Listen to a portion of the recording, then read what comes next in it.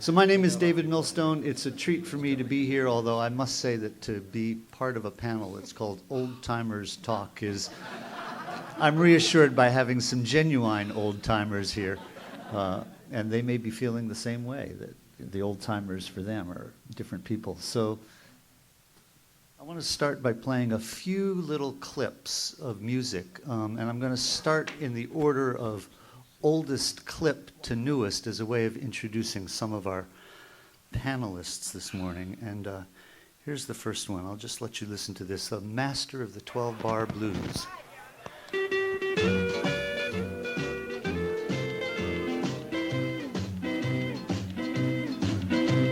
You man, lift your corner. Do-sa-do around your own. You're listening to Ralph Sweet calling. Go once around and Alaman, lift your corner. Weave around that ring. You promenade with Kitty. Go back to Kansas City. Go walking, go talking, go walking to Kansas City.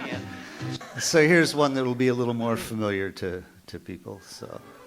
Look around to the right in your balance. Dudley Loftman calling here with the Canterbury Orchestra. And you balance once again. Look around to your right. And you balance to your partner. And go round to your right. And you balance once again. Look down the center with your drum. Yeah. You'll recognize the piano there.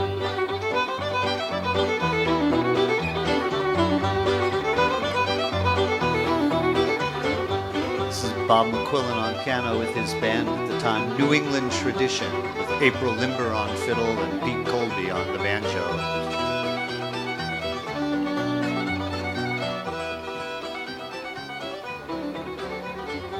And Andy, I need to apologize because I don't have one for you, but I've got...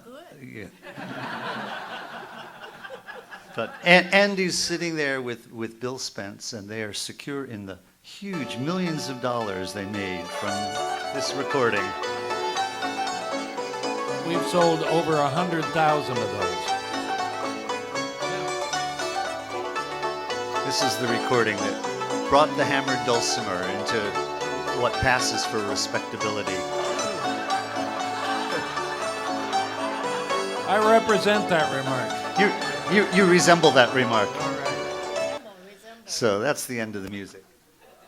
It's a treat to be here with these individuals, people I've known over the years. And our thought this morning is we're going to talk a little bit about the history of contra dancing, particularly in the last 40, 50, 60 years in New England and upper New York State, where in some parts of the region the contras never died, and certainly this region played a vital role. Bob McQuillen is at the moment 88 years old, which, as you probably know, is the same number of keys on a keyboard. So this is a very special year for Bob. And I thought we'd start by asking... Steinway! And Bob, if you could start just by talking, some people have heard this before, but give people a sense when you got involved with the dancing, how that came about, and a little bit about the dance scene in that part of New Hampshire when you started.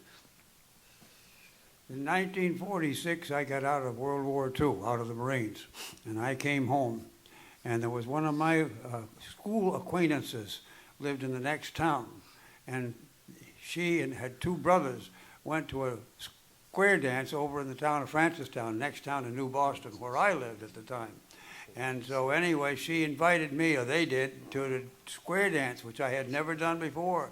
So I went over to Francistown, and I had the time of my life, first time I ever danced, and I loved it. I had a great time and went home and told everybody what fun I had, blah, blah, blah. So that went on and on and on and on and on and on and on. And then eventually, what's the next question? Go ahead. Just talk a bit about who the callers were, who the musicians were. Oh, God save us. Jimmy Ross. Jimmy Ross was you never heard of him. Jimmy Ross was a caller in Francistown and elsewise. My wife used to say elsewise, elsewhere. And he was a good caller, particularly squared. In those days, when I was just getting into it, it was mostly squares, and then there were certain contras that were always done, and so they were, in fact, and so I got to learn how to do all of them at the time. Well, all of this boils down to the fact that eventually I got to know Ralph Page. I went to his dances in Peterborough, which I had never went to before, from New Boston. It was a little bit of a hike, longer than Francistown, a couple of towns over. And I went over to Peterborough, and I went to the dance to Ralph Page. And I kept going, and it was the most wonderful experience for me to learn how to Contra dance with Ralph Calling and his wonderful band. He had a 5-piece band, 2 fiddles, a bass, a piano player whose name was Johnny Trombley, and a banjo player. There was a guy named Frankie somebody. I never got his last name. And he sat on a stool, and he played this banjo. Well, the other thing he did was he kept a jug, that's a bottle to you, on the floor underneath his stool. And it got to be a problem with Ralph. And so finally he let this guy, Frankie, let him go. And of course, it just so happens that I was coming to these dances, and I would go home, and I would practice. Can I lean back? Here, hold this. Hang on. Thank you very much. Oh, that's swell. That's just great. Thanks a lot, Bill. Yeah. And so anyway, I would go home, and I had an accordion at home, and I would I would practice the tunes that I was hearing at the dance, and I would practice these tunes, see if I could play them. And I got to where I could play some of them at least. And so anyway, Ralph had lost his banjo player. And I said to him one night at a dance, I said, hey, if I bring my accordion over some night, could I sit in with you guys? And he says, bring it next week, Bob. And I said, boy, yes, bet your life, which I did. And so the next week I did bring my accordion, and I'm going to call it a box because that's a nickname for an accordion. It's a lot easier to say. So I brought my box the next week, and I played, and I played, and I played, and I played. I had the time of my life. I'll never forget it as long as I live. It was a wonderful experience for me. And the band welcomed me, too, believe it or not. They really, truly did. They made me very welcome there. I had a lovely time. And after it was all over, Ralph said to me, you bring the box next week, Bob. He says, you're hired. Whoopee. So I went home to Prissy, my wife, my darling wife, and I told her about it. And where she and I had been going to dances, square dances or contras at the time, well, that stopped her from going to the dances because I never went except to play music. Here I bring the accordion. I didn't bring my wife. And but that was the start of my musical experience. Oh, I didn't tell you about Johnny Trombley. Johnny Trombley was, I mentioned him, I think, the piano player.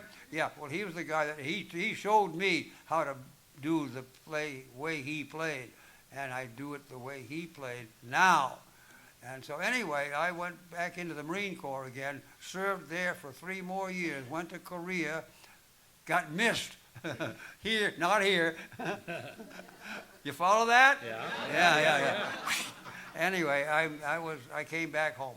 And then I went to the Teachers College and rejoined music, which was a guy named Duke Miller, who had learned how to call from Ralph Page and a guy named Gene Gowing. And these 2 guys put on the Monadnock Folkway.